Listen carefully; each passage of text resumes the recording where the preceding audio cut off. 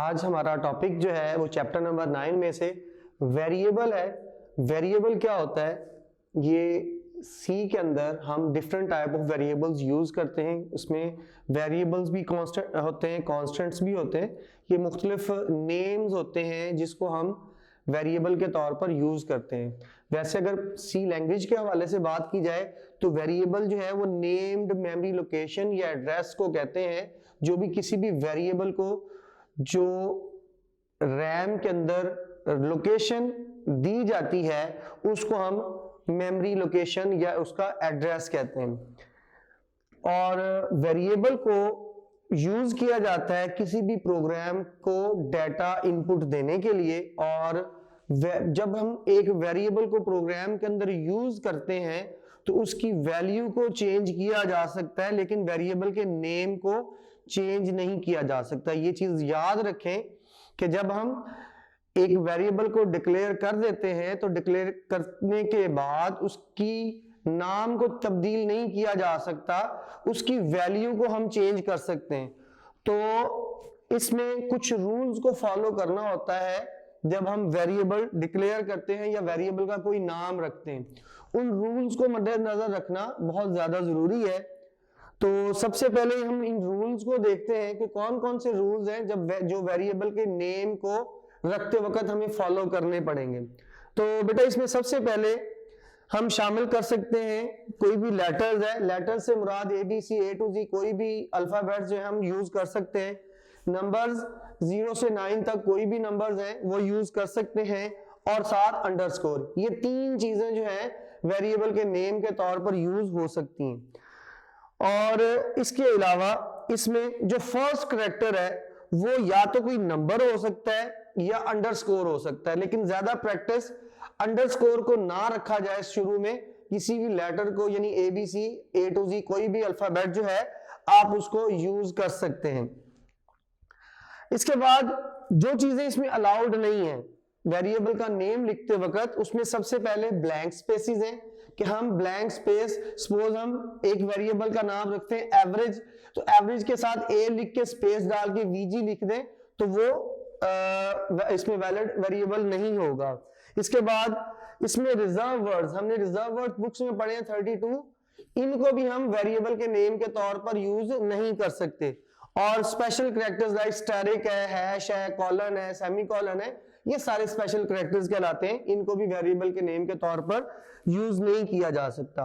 और उसके बाद लास्ट में जो वेरिएबल की लेंथ है वो मैक्सिमम 31 कैरेक्टर्स तक होती है। हम 31 कैरेक्टर्स तक किसी भी वेरिएबल का नाम लिख सकते हैं, और अगर इससे ज्यादा हम लंबा लेंथी नाम लिखते हैं किसी वेरिएबल का तो कंपाइलर जो है वो 31 कैरेक्टर्स को शामिल करेगा और बाकी जितने भी कैरेक्टर्स होंगे उनको इग्नोर कर देगा।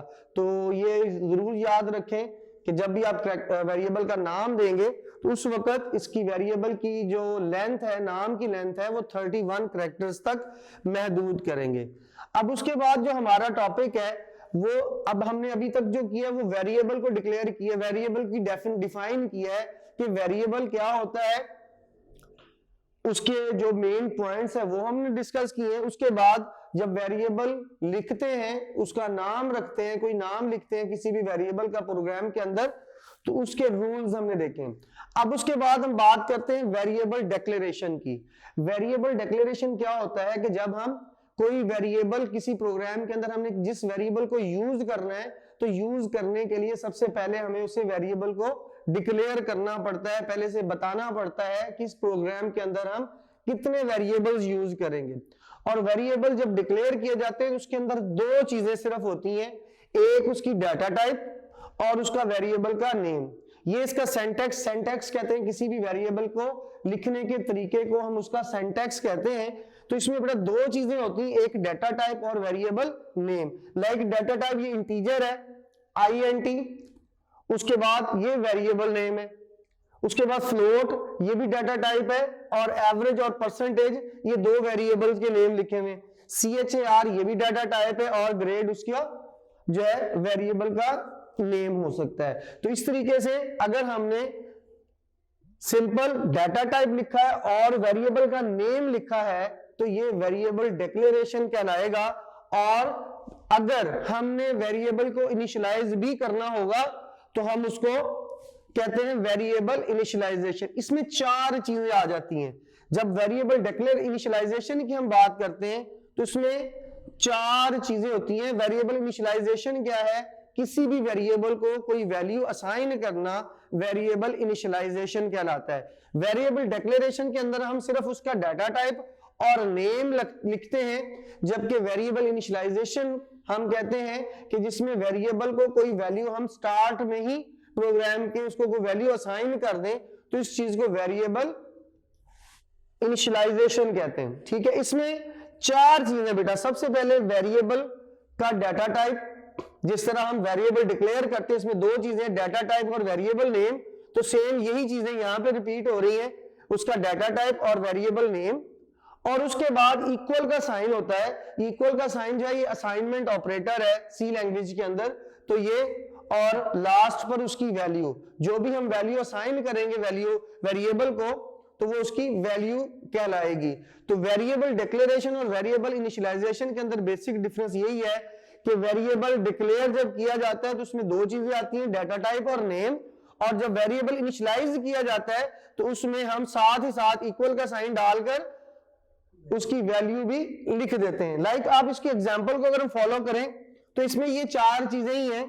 सबसे पहले डाटा टाइप, उसके बाद वेरिएबल नेम, फिर असाइनमेंट ऑपरेटर और लास्ट पर जो भी वैल्यू हम असाइन कर रहे हैं। एंड सेम लाइक दैट अगर हम एक ही डाटा टाइप के मल्टीपल वेरिएबल्स हमने इनिशियलाइज करवाने हैं तो उसका तरीकाकार ये होगा कि सबसे पहले डाटा टाइप एक ही दफा लिखा जाएगा, वेरिएबल का नेम, उसके बाद इक्वल का साइन और फिर उसको वैल्यू जो भी असाइन की जाएगी। उसके बाद कॉमा से हम उसको सेपरेट करेंगे कॉमे के साइन के साथ और फिर हम सेकंड वेरिएबल लिखेंगे, इक्वल का साइन डालेंगे और वैल्यू लिख देंगे। डाटा टाइप हम सिर्फ शुरू में ही एक दफा मेंशन करेंगे, बार बार डाटा टाइप को मेंशन करने की जरूरत नहीं है।